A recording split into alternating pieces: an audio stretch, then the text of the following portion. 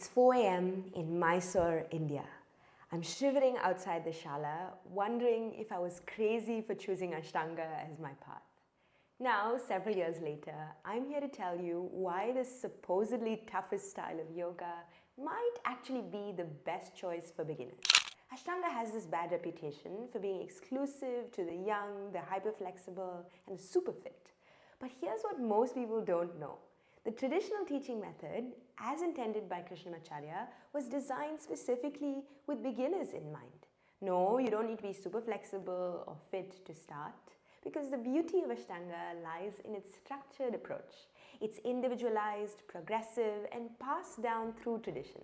You start off super slow and you build up gradually.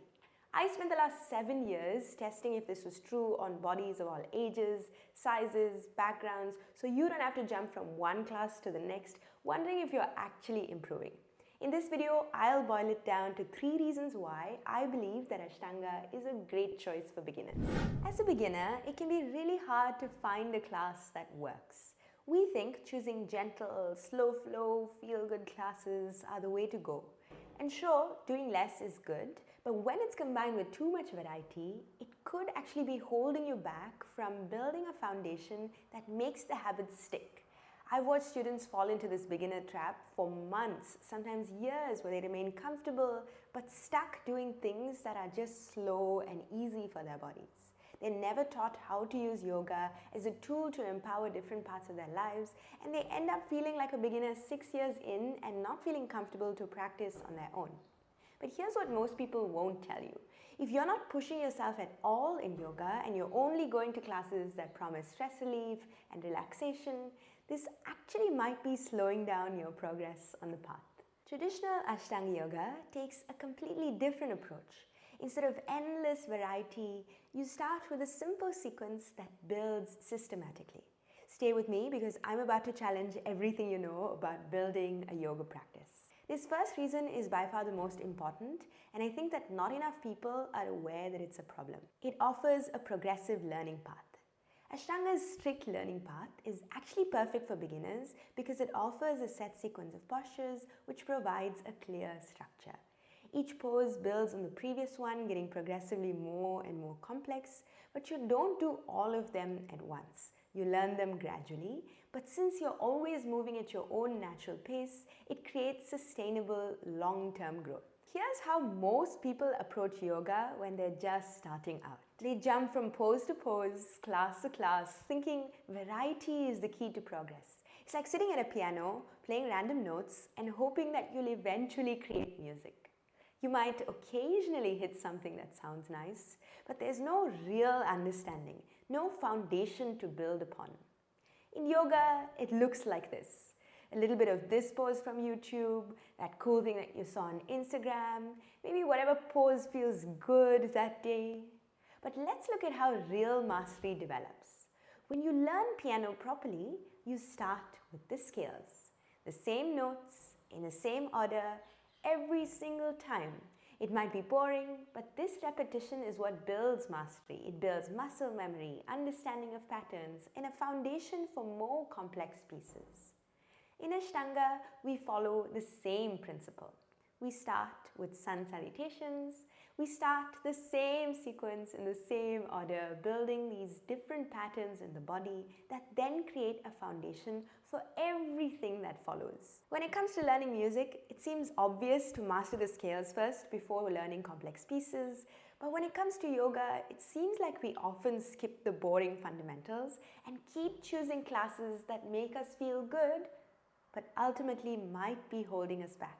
Now let me give you something super concrete to start with. I've broken down the traditional Ashtanga sequence into a mini course called Fundamentals First, the essential poses that will transform your practice. These aren't just random poses. Each one is carefully chosen to build a specific aspect of your practice. But here's the key. Instead of rushing through these poses, you'll spend time mastering each pose. And when I say mastering, I don't mean just perfecting, I mean understanding. I've created a detailed guide along with a printable sequence chart so you can focus on the small wins each and every day. Which brings me to reason number 2. discipline and routine. They say discipline is freedom. Usually when we think of discipline, we think of it as kind of being restrictive. It's like when you have a really set morning routine, it takes a lot of effort at first, but you kind of get into that routine, and once you're in it, it actually frees up mental space because you don't have to wake up and think, what am I going to practice today? How am I going to find the right video? When something becomes routine, it stops being a decision. And in Ashtanga, you're not deciding which poses to do each day. The sequence is set for you. You just show up, you breathe, you move, like brushing your teeth. It's just a non-negotiable. Your practice then slowly becomes an anchor, this steady, stable thing that grounds you. And when you practice every single day, you can actually take a gentler approach to the practice because you're not trying to pressure yourself into doing all of the poses every single day, and yet those small daily commitments add up into bigger results. Try this. Step on your mat tomorrow and try this simple 3-step morning ritual. First, wake up. It doesn't have to be at 4 a.m. This is your first day. Just roll out your mat, step on it and take a few conscious breaths. Do whatever poses come to mind. Maybe it's just 1 or 2, and then end with Shavasana. That's it. No pressure to perform. It's no need to be perfect. The next day, you repeat the same thing. The same time, the same spot, the same approach. But maybe you remember 1 or 2 more poses, and again, end with Shavasana.